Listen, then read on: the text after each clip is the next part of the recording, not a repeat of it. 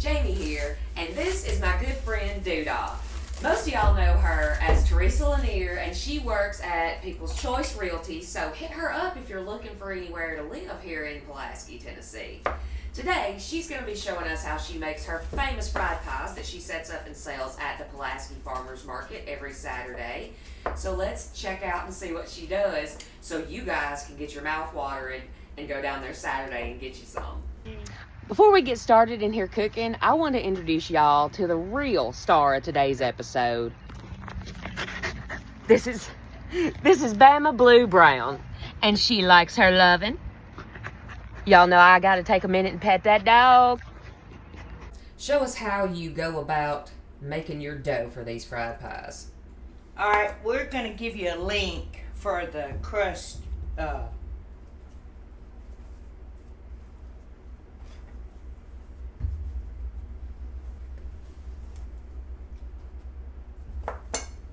That's my mama's sifter. Is it? I love that sifter. And it's bent because her can wasn't big enough to put it in. So she just bent it. That's all the best mamas do. And that's the reason I don't use no handles on my rolling pin, because she had a piece of oak that I guess Daddy had got her, about this size, and it didn't have no handles. So when I got this, and this is my first rolling pin, when I got it, I had to pull the handles off because I couldn't roll out nothing with handles. Yeah. Because that's what I'd learned of. I use a crust recipe from Food Wishes, Chef John. He's really funny. And you make it in a food processor. Really easy to make, and it comes out in little pebbles, and you think it's not going to turn into nothing. And then it turns into the prettiest dough. And I cut mine, one recipe makes 8 pies for me. Okay. I think he makes 6 pies out of one recipe. Okay. But I roll mine pretty thin, and as you can see, I ain't too big on caring about a circle or Right. How you do it. Well, that's not how it looks, it's how it tastes, right? Well, in the end, you're going to make it look pretty too. Right.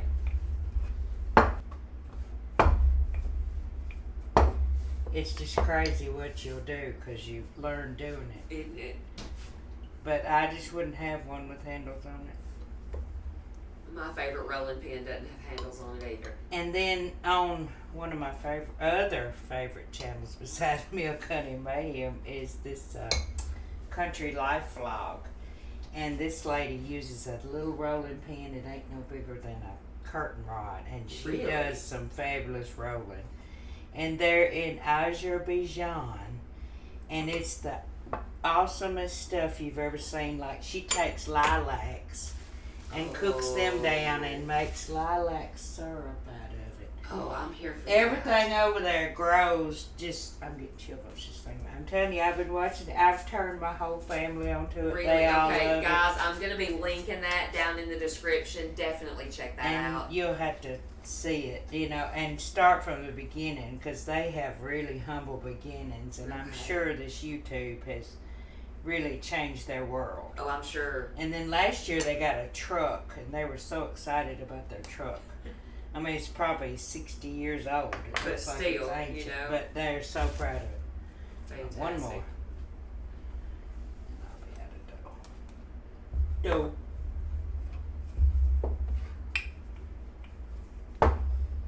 And if you like the funny, Chef John is not that funny, but when he says something, it usually is funny. That's my crust guy. Right. Okay. Cecile says my friend says I have a secret love affair going with him. He's in California, so. But if you can make a good crust, that's important.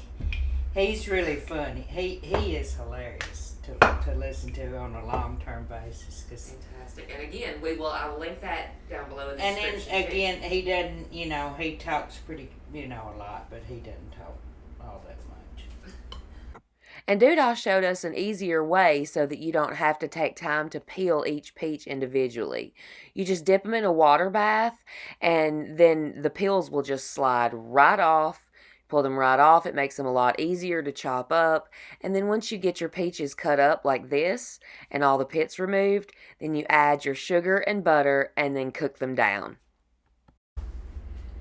So then I take a little water and I go all the way around my crust. Some go half, and then I take a pretty good spoon of my peaches that I cooked up.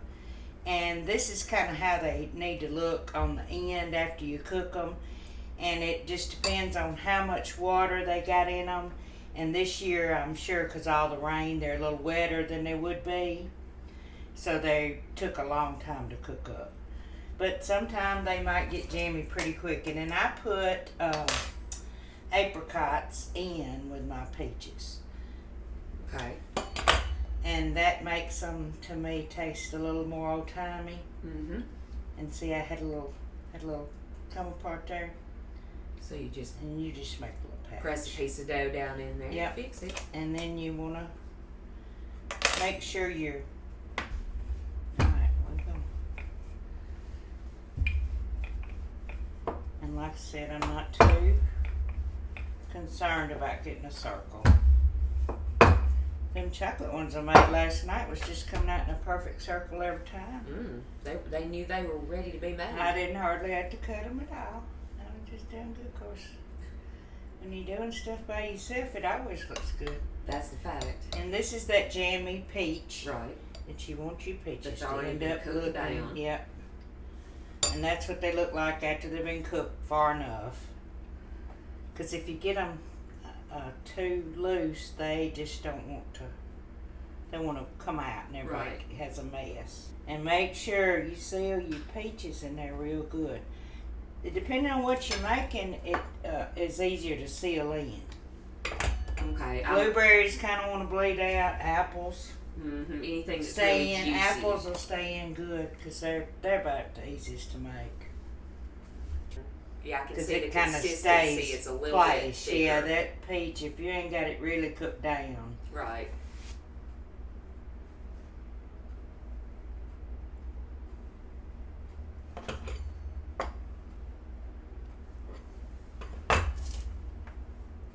And then I mix my scraps back in with my next piece, whatever I'm... Gotta use every bit. Yeah, I try to use everything, South. yep. And I take about 4 and then transfer them to the freezer. Okay. And I freeze them all, and then I cook them on Saturday morning. Okay, good and fresh. Yeah, because I want them to be just as soon as I can get you to eat them, that's how quick I want you to eat them. Right, and you sell out pretty quick up there, don't you? I've been selling out by 9:30 the other day, and I took about 10 more than I took the week before. Okay, about what time do you get up there? I've been getting up at 7. The fried pies, as we know them today, they got their roots in Appalachia. But the first fried pies came with the folks who settled these mountains. Fried pies have long since been a staple of the English cuisine. They were then made with beef, pork, lamb, game meat, onions, herbs, and spices. They were loved for their portability and ease of eating. They were basically the first fast food.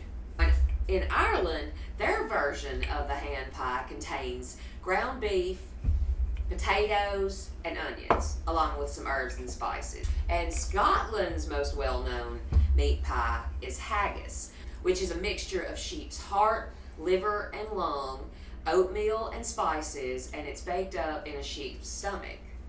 The people of the Middle Ages also enjoyed eating fried pies, although their versions were stuffed with a little bit more exotic ingredients, like swans, peacock, and eagle. The thing about all these different varieties, though, is that they use ingredients that are plentiful where they are. And what's plentiful in Appalachia? Fruit. Got apples, peaches, plums, blueberries, blackberries, raspberries, and you can spread outside that too. Just like today, Doodah's got some fried chocolate pies. Now, when your soul food steps into these fried pies, you get stuff like sweet potato with cinnamon and butter. And then in Texas, they make fried pies with pecans and sugar and cinnamon. They top those with vanilla ice cream. What doesn't go with vanilla ice cream? I Peel them, of course, cook them down, put a little cinnamon, a little bit of nutmeg, not much, because a lot of people don't like it. You put a little lemon juice in your apples. Okay. Keeps You it want from a little turning lemon brown. yeah, and then it just gives it a little better flavor. Okay. You put lemon juice in your blueberries as well. Put a little lemon juice in your strawberries.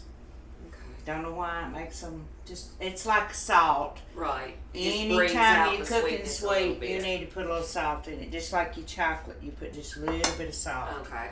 See, that's what I ain't got sense enough to do. I'd love to have a little channel, but Lord, you got the gab, I big ain't dog. got sense enough to do it.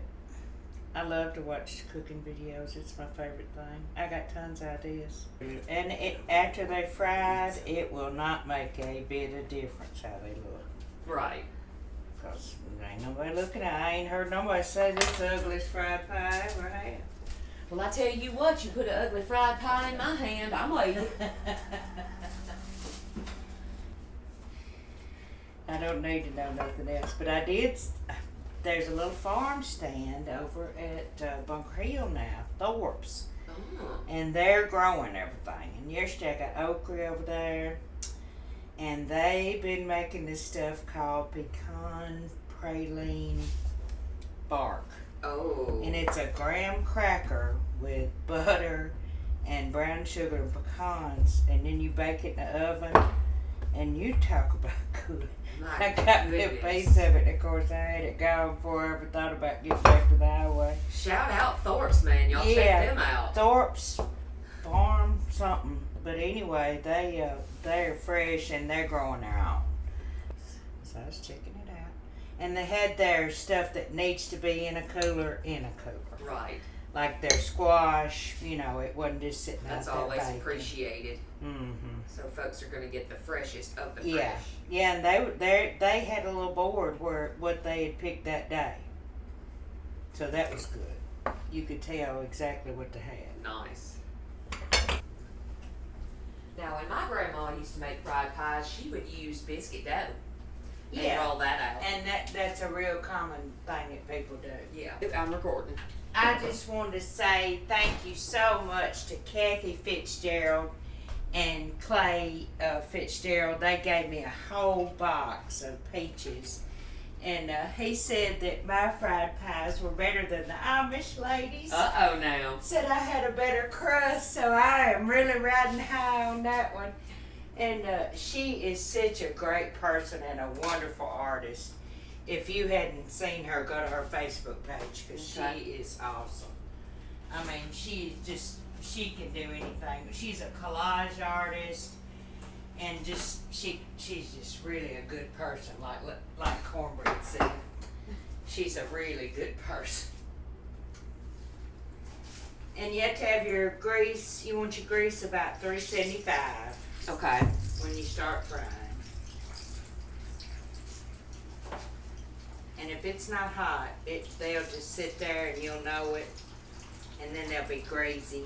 And So you want to see that bubble there. Yeah, when it starts, and if you really want to test it, some people put just a little dab of flour in it to test it and see if it's ready. Okay. Fantastic. Sometimes I'll stick, but I usually just trust my thermometer. That's always the better way to go. Yeah. And if you're frying them fresh, which you can, you don't have to freeze them. They won't take nearly as long. These are the freshest ones we're frying right now. So they won't take nearly as long as the frozen ones. And again, they bubble up as soon as they go in.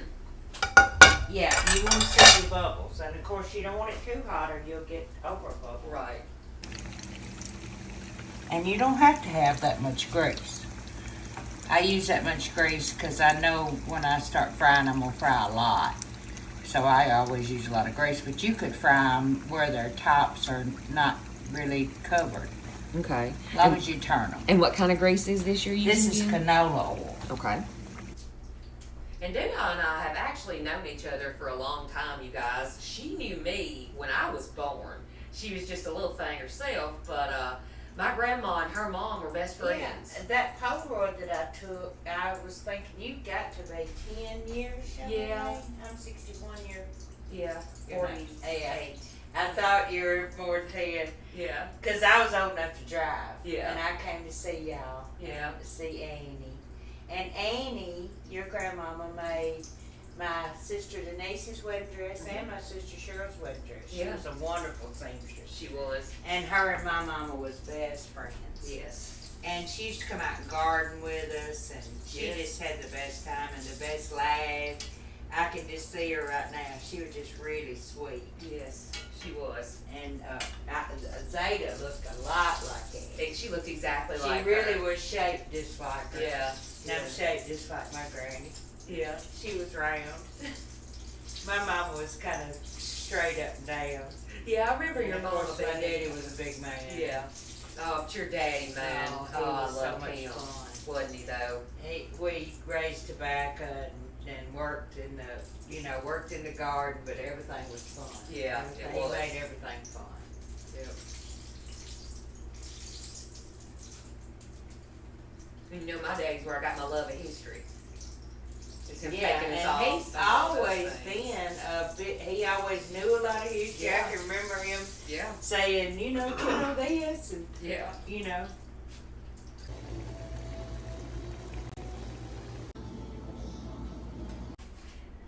These here just came out of the oil. They're chocolate, and I can't wait to try one. Now, this is what the finished product looks like here.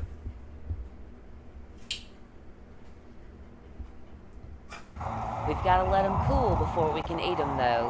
So let's check out some of Doodah's flowers and play with Bama a bit while they cool down.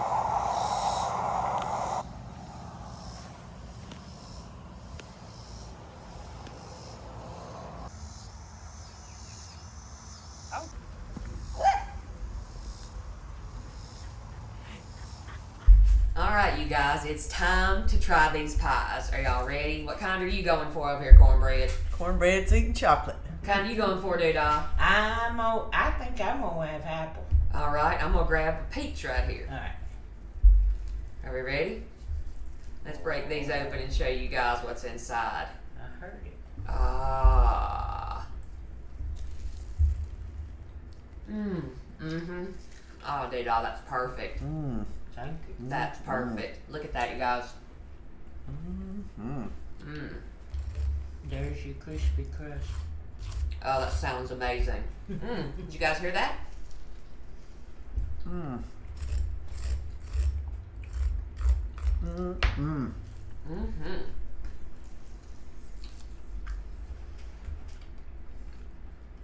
Now, you know when you got three old Southern women sitting around going, you know it's good. So y'all get on up to the square Saturday morning and get yourself some of Doodah's fried pies. That's right. Thanks for watching, and until next time, y'all be good. Bye, y'all.